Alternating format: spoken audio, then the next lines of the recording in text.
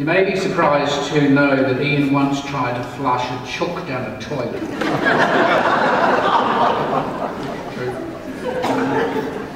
I shall return to the chook story in a minute. I'll just fill you in on a little family background. Ian, in fact, came from a large family. We are a very large family. Our parents had 3 children in quick succession. Our elder brother Malcolm, then Ian, and then me. The result being our mother had to cope with 3 very lively boys under the age of 5.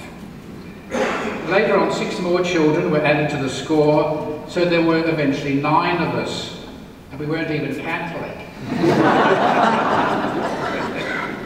For the early part of our lives, we lived in a small house on Semaphore Road.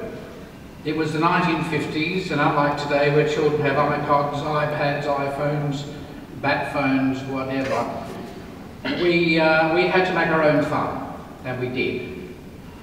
Our young lives were filled with going to the beach, to the Odeon Star Pictures on Saturday matinees.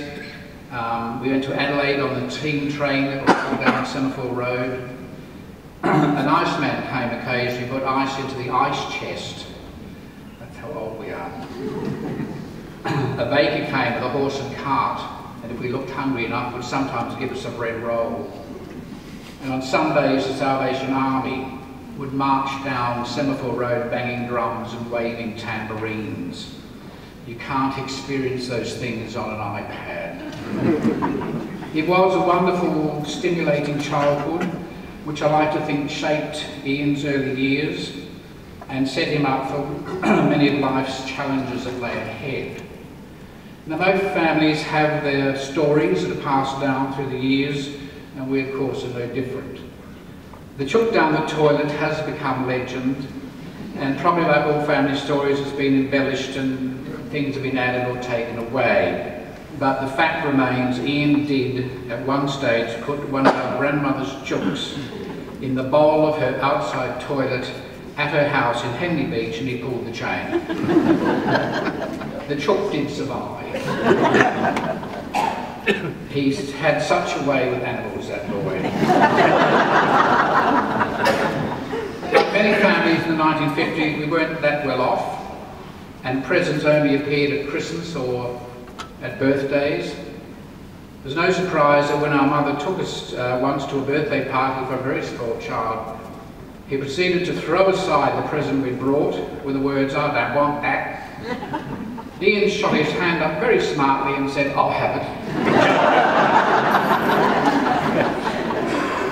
You do learn very quickly when you're one of many to not look a gift horse in the mouth. While we were living at Semaphore, our dad, bless his heart, installed in the backyard for my mother a Hills Hoist clothesline. A Hills Hoist. We were told, of course, not to play N-O-T, play on the rotary clothesline, as it was called. But hey, here was a device that not only went round and round, it could be wound up and down. It was like having our own fairground. I'm quite sure Father knew we would play on it, but the trick was not to get caught. Well, we used to take turns on sitting on the top of the 4 bars net, and the other 2 would push the thing around, and it would spin really fast. The inevitable happened, of course, one afternoon Ian was on top. He suddenly saw Father coming around the corner up to the gates at the back of the house. "Quick, let me down," he said, "Dad's coming." Now, whether Ian had been hogging the ride or something, I can't recall, but in an instant, Malcolm and I decided we weren't going to let him down. We pushed the bars as fast as we could, wound it right up, and then we ran away. So upon opening the gates, Father was treated to the sight of Ian sitting on the top of the hills, forbidden Hills Hoist, bawling his eyes out, saying, "They did it, they're hiding in the shed." Justice for all. There are many more stories, of course, but I'm sorry, I have to keep those for another time. Don't clap, I haven't finished yet. So we grew up, we went to school, we had to move house. We went to Findon High School, and later he went on to Teachers College. He became very involved in the theatre there, not only appearing in, but also directing quite a lot of musical shows. He had a great love of musicals, Ian, all his life. He knew all the show tunes. Funny that. After a few years teaching, Ian decided to do an overland trek across Asia to London. And while Ian was overseas at this time, something happened which would change his life forever. He finally admitted to himself and to the world that he was a gay man. On his return, being the honest person he was, he promptly told our parents. And they, being the typical Australian conservative parents in the early 1970s, had just been told by their son that he was in fact homosexual. They reacted with all the grace and dignity you would expect. They didn't. They took the news quite well, really, all things considered, and were very supportive of, as was the whole family.